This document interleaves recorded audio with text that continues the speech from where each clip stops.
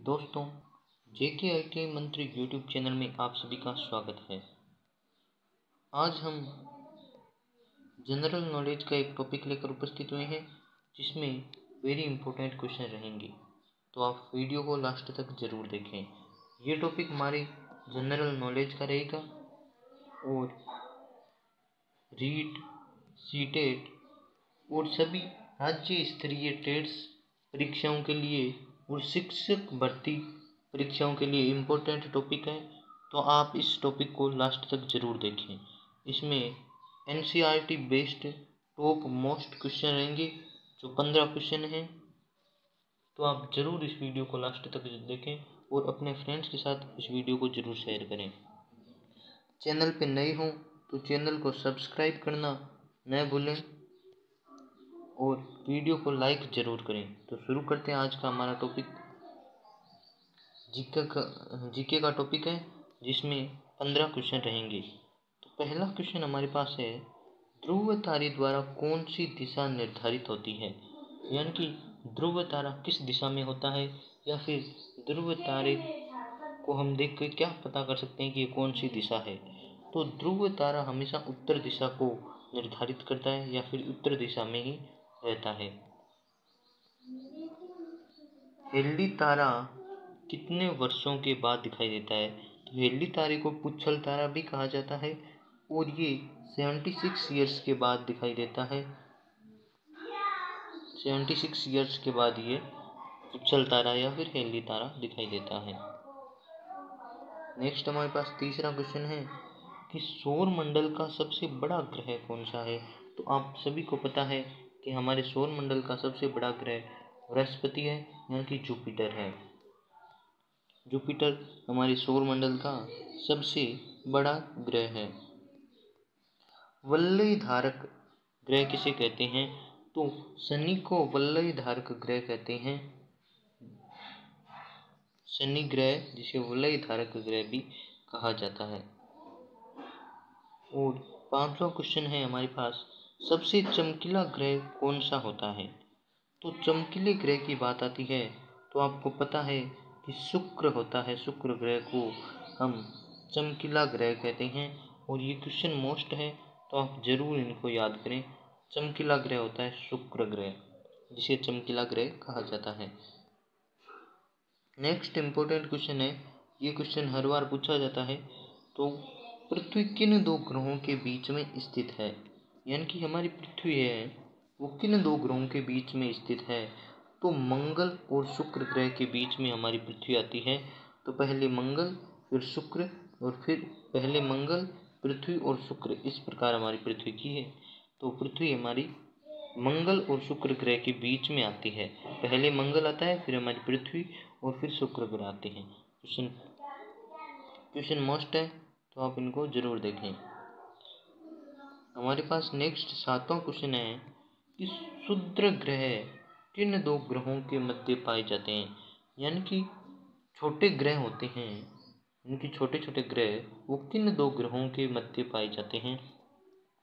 तो मंगल ग्रह और बृहस्पति ग्रह के बीच छोटे छोटे अनेक ग्रह पाए जाते हैं जिन्हें क्षुद्र ग्रह कहा जाता है। तो मंगल और बृहस्पति ग्रह के बीच में पाए जाने वाले छोटे छोटे ग्रह हैं जो क्षुद्र ग्रह कहलाते हैं। नेक्स्ट हमारे पास इम्पोर्टेंट क्वेश्चन है कि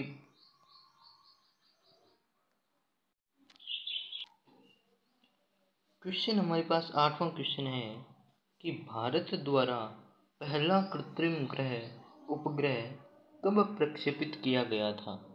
तो पहला हमारा कृत्रिम उपग्रह यानी कि सैटेलाइट कब हमने भेजा था अंतरिक्ष में? तो 1975 ईस्वी में भारत ने अपना पहला रॉकेट या सैटेलाइट प्रक्षेपित किया था। 1975 यानी कि 75 में पहला रॉकेट प्रक्षेपित किया गया था। राजस्थान में प्राचीन जंतर मंतर वेधशाला कहाँ स्थित है? तो आपको पता होगा कि राजस्थान की प्राचीन जंतर मंतर वेधशाला जो जय सिंह द्वारा बनाई गई थी वो जयपुर में स्थित है। और जुलाई 2010 में यूनेस्को ने इसे विश्व धरोहर सूची में भी सम्मिलित कर लिया है। तो ये भी एक इम्पोर्टेंट क्वेश्चन है कि यूनेस्को द्वारा जंतर मंतर को कब विश्व धरोहर सूची में सम्मिलित किया गया है। तो ये जुलाई 2010 की बात है।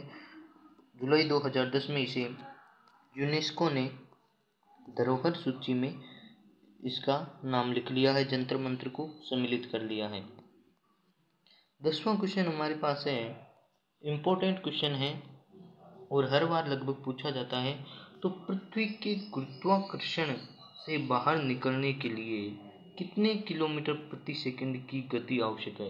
यानी कि हमारी पृथ्वी का गुरुत्वाकर्षण क्षेत्र है, जहाँ तक पृथ्वी गुरुत्वाकर्षण बल लगता है, उससे यदि हम बाहर निकलना चाहिए तो हमारी स्पीड कितनी होनी चाहिए। तो 11.2 किलोमीटर प्रति सेकंड की स्पीड से यदि कोई वस्तु प्रक्षेपित की जाए तो वह पृथ्वी के गुरुत्वाकर्षण क्षेत्र को पार कर सकती है।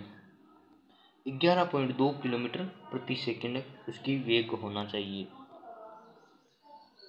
तो ये 10वां क्वेश्चन इम्पोर्टेंट है। 11.2 किलोमीटर प्रति सेकंड की स्पीड से वस्तु को फेंका जाना चाहिए। वह रेखा जो पृथ्वी को उत्तरी गोलार्ध और दक्षिणी गोलार्ध में विभाजित करती है क्या कहलाती है। तो पृथ्वी को उत्तरी और दक्षिणी गोलार्ध में विभाजित करने वाली रेखा को विषुवत रेखा कहा जाता है। यानी कि पृथ्वी को दो गोलार्धों में विभाजित कर देती है, वह रेखा होती है विषुवत रेखा। पृथ्वी पर अधिवर्ष कितने दिन का होता है। यानी कि वह वर्ष जिसमें दिन अधिक होते हैं उसे अधिवर्ष कहते हैं। तो वह कितने दिन का होता है। तो आपको पता है कि 366 दिन का हमारा अधिवर्ष होता है। इसका आंसर है 366 दिन। इसे लीप वर्ष भी कहते हैं, लीप वर्ष भी कहलाता है या अधिवर्ष। दिशा सूचक यंत्र की सुई हमेशा किस दिशा को दिखाती है। यानी कि दिशा को दिखाने वाली यंत्र होता है दिशा सूचक यंत्र। उसकी सुई किस दिशा में होती है। तो उसकी सुई हमेशा नॉर्थ यानी उत्तर दिशा को इंडिकेट करती है, उत्तर दिशा की ओर होती है उसकी सुई, हमेशा ही नॉर्थ दिशा को दिखाती है कि उत्तर दिशा इस साइड होती है। इसका आंसर है उत्तर दिशा। यानी कि दिशा सूचक यंत्र की सुई हमेशा उत्तर दिशा को दिखाएगी। नेक्स्ट हमारे पास क्वेश्चन है कि वास्को डी गामा ने किस देश जाने के लिए समुद्री मार्ग की खोज की। तो वास्को डी गामा ने किस देश में जाने के लिए अपनी समुद्री मार्ग की खोज की थी। तो भारत के लिए समुद्री रास्ता वास्को डी गामा ने खोजा था। और ये 1498 की बात है। 1498 में वास्को डी गामा ने भारत आने के लिए समुद्री रास्ते की खोज की थी। उसके बाद सबसे पहले ये वास्को डी गामा था वो पुर्तगाल का था, क्योंकि पुर्तगाली व्यक्ति सबसे पहले भारत आया था। तो 1498 में सबसे पहले पुर्तगाल देश से वास्को डी गामा भारत आए थे और ये 1498 में आए थे। तो इसमें वेरी इंपॉर्टेंट क्वेश्चन बनते हैं। वास्को डी गामा भारत के किस राज्य में 1498 में पहुंचे।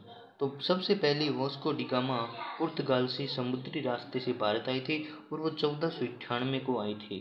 और सबसे पहले वे किस राज्य में पहुंचे भारत के, ये क्वेश्चन पूछा गया है। तो केरल के कालीकट में सबसे पहले वास्को डी गामा पहुंचे थे। तो सबसे पहले वास्को डी गामा भारत के केरल राज्य के कालीकट पहुंचे थे और 1498 को पहुंचे थे। तो यदि वीडियो पसंद आई हो तो इसे लाइक करें, अपने फ्रेंड्स के साथ शेयर करें तथा चैनल को सब्सक्राइब करना न भूलें।